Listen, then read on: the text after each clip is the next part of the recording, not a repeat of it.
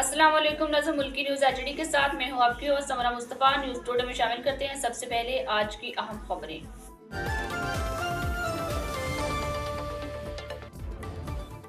पाकिस्तान ने जंगबंदी की भारतीय दरख्वास्त मंजूर कर ली। पाकिस्तान के मुंह तोड़ जवाब पर भारत ने घुटने टेक दिए। मक्कार दुश्मन को दिन में तारे दिखाए तो जंगबंदी के लिए मिन्नतें तरलों पर उतर आया।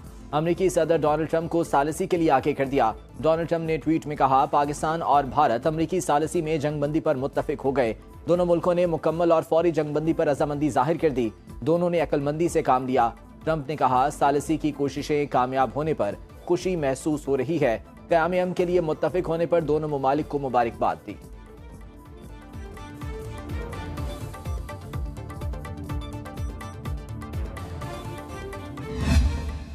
पहलगाम वाक़या को बहाना बनाकर भारत ने हम पर बिला जवाज जंग मुसल्लत की। फौजी तंसीबात और आबी जखीरों को भी निशाना बनाने की एक नाकाम कोशिश की, जिस पर हमने फैसला किया कि दुश्मन को उसी जबान में जवाब दिया जाए जिसे वो बहुत अच्छी तरह समझता है।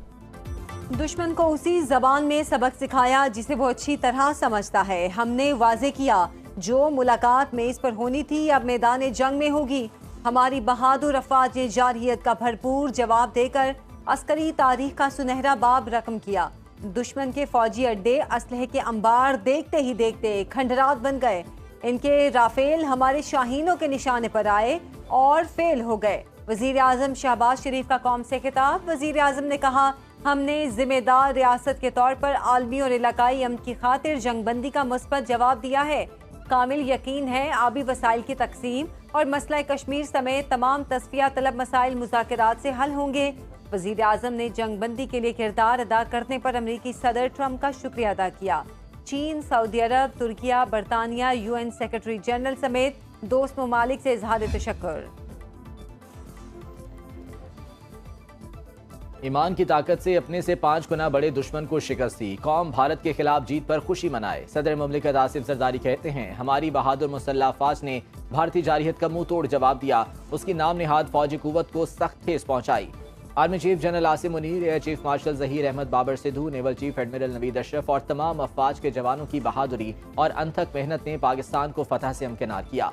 मुश्किल वक्त में साथ खड़े होने पर चीन, अमरीका, तुर्की, सऊदी अरब और ईरान का शुक्रिया अदा करता हूँ।